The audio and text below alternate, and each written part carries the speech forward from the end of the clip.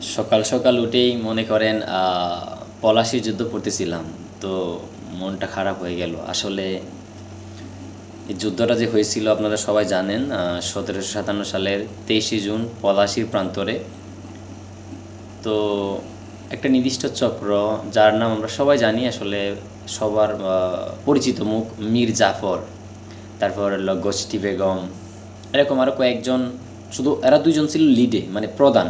আরও অনেকেই ছিল যারা কিনা এই যুদ্ধে ষড়যন্ত্র করে নবাব সিরাজউদ্দৌলাকে, মানে বাংলার শেষ নবাবকে পরাজিত করেছিল। মানে একটাবার ভাবুন, মানুষের ক্ষমতার লোভে কি করতে না পারে। তারা কিন্তু মানে নবাব কিন্তু বুঝতে পারছিলেন বিষয়টা, এজন্য তাদের বিরুদ্ধে অ্যাকশন নিতে গেছিলেন। তখন উনি তাদেরকে অ্যাকশন না নিয়ে ভাবলেন যে আর উল্টা হইতে পারে, ক্ষমা করে দিয়ে তাদেরকে শপথ, আবার নতুন করে শপথ করালেন। এবং সেখানে কুরআন শরীফ নিয়ে তারা শপথ করছে যে তারা তার বিরুদ্ধে যাবে না।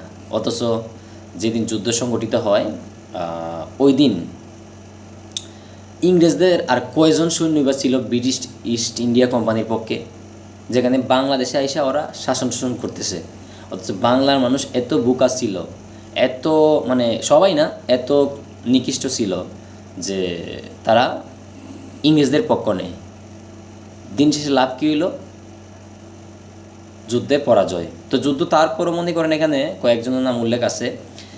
মনে করেন মির্জাফর, ইয়ার লতিফ, রায়দুল্লভের অধীনস্থ প্রায় দুই তৃতীয়াংশ সৈন্য নিষ্ক্রিয় ছিল, মানে তাদের আদেশ পাইলে তারা যুদ্ধ করতে পারতো, কিন্তু তারা যুদ্ধ করে নাই, কারণ সেনাপতির আদেশ তো অমান্য করা যাবে না। তারপর ওইদিকে মীর মর্দান, মোহনলাল, খাজা আব্দুল হাদি খান, এদের নেতৃত্বাধীন সৈন্যরা এবং ফরাসি সৈন্যদের একটা দল যুদ্ধ চালিয়ে যায়। কিন্তু তাদের এরকম সৈন্য কম ছিল, তারপর যন্ত্রপাতি কম থাকার কারণে মনে করে যুদ্ধের যে সরঞ্জাম, গোলাবারুদ টুলাবারুদ বৃষ্টিতে নষ্ট হয়ে গেছিল, যার কারণে মনে করো তারা যুদ্ধে পরাজয় লাভ করে। এর মাধ্যমেই প্রায় 200 বছরের জন্য বাংলাদেশ কি হয়ে যায়, বাংলাদেশ না সরি, মানে পুরা ভারতবর্ষ ব্রিটিশদের হাতে চলে যায়। ব্রিটিশরা কি করছে, তাদের সাথে চুক্তি করে মনে করেন কি করলো, যে তোমাদেরকে ক্ষমতা বসাবো, রাজা বানাবো, তোমরা নবাব হবা, এই লুপ দেখায় তাদেরকে আত্মস্থ করে নিছে, তাদেরকে তাদের আন্ডারে নিয়ে নিছে। দিন শেষে যদিও তাদেরকে দিয়েছিল, তাদের কথা রেখেছিল, কিন্তু নামে মাত্র তারা নবাব ছিল। তাদেরকে জাস্ট খালি নামে মাত্র নবাব, সব কাজ কাম বা যত জিনিস কি আছে কন্ট্রোল, সব কিছু কিন্তু ব্রিটিশরাই করতো।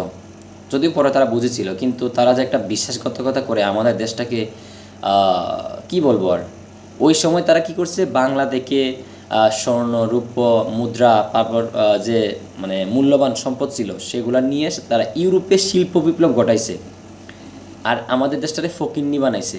আর এখন আমাদের দেশে আমরা কি করা লাগে, ইউরোপ যাইতে গেলে দেখা যায় আইলস করে যাও বা এমনি যেতে চাও, 20 লাখ টাকা, 25 লাখ টাকা, 15 লাখ টাকা ছাড়া ওই দেশে ঢুকাই যায় না। অথচ ওই ফকিন্নি মার্কা দেশগুলো ছিল আমাদের থেকে নিম্নে, আর আমাদের মানুষরাই বোকামি করে তাদেরকে এইখানে সুযোগ দিছে, তারা যাতে এই সম্পত্তিগুলা নিয়ে তাদের দেশটারে উন্নত বানাইতে পারে। নয়তো আমাদের দেশে এত বেশি প্রাকৃতিক সম্পদে ভরপুর ছিল, তাদেরকে উল্টা আমাদের দেশে আসতে হইতো।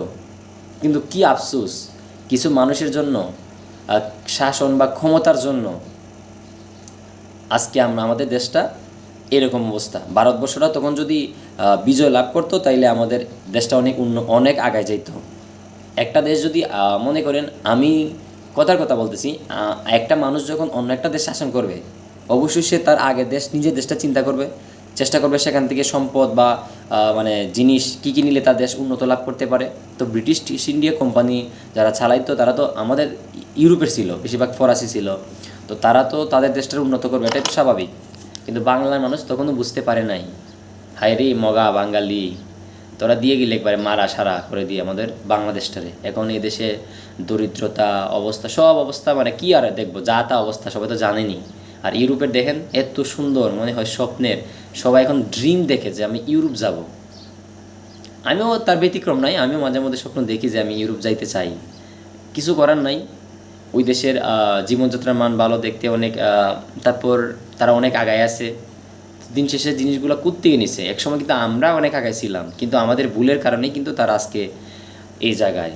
যাই হোক, পড়তেছিলাম, আমার মানে কান্না চলে আসতেছিল যে মানুষ কুরআন শরীফে হাত রেখে তাও মিথ্যা বলছে, মানে তাও সে বেইমানি করছে। ভাই রে ভাই, আল্লাহ, তুমি ওদেরকে কবরে কেমনে রাখবা? মানে কি পরিমাণ, কি বলবো, আমার মানে কান্না চলছে, মানে আমার একটু বাসা কীরকম, চোখ দিয়ে পানি আসতে চাইছিল এরকম। আমি জাস্ট পড়ছিলাম। আর মানুষ কতটা নির্দয়, কতটা মানে ক্ষমতা লোভী হইলে তারা কোরআন শরীফে কি করে শপথ করেও তারপর আমরা মানে বেইমানি করছে। নবাব সিরাজউদ্দৌলাকে পরবর্তীতে তিনি হত্যা করা হয়েছে। এই হলো আমাদের দেশের কাহিনী। তো আগেও যেরকম ক্ষমতা ছিল, লোভ ছিল, এখনও ক্ষমতা লোভের কারণে আমাদের দেশটা ধ্বংস হইতেছে, উন্নত হয় নাই। কারণ আমাদের আসলে কি বলবো, ওই যে ব্রিটিশরা গুলামি শিখে গেছে না, তো এটা কিন্তু এখনও রয়ে গেছে। তো এই গুলামি যতদিন না যাবে ততদিন আমাদের দেশ আগাবে না। যাই হোক, আমার কথা যদি তেমন একটা কিছু আসা যায় না, তাই বললাম, মনের একটা একটু হালকা হইল, এই আর কি। ওকে, টাটা। কিছু ভুল বললে অবশ্যই ক্ষমা সুন্দর দৃষ্টিতে দেখবেন।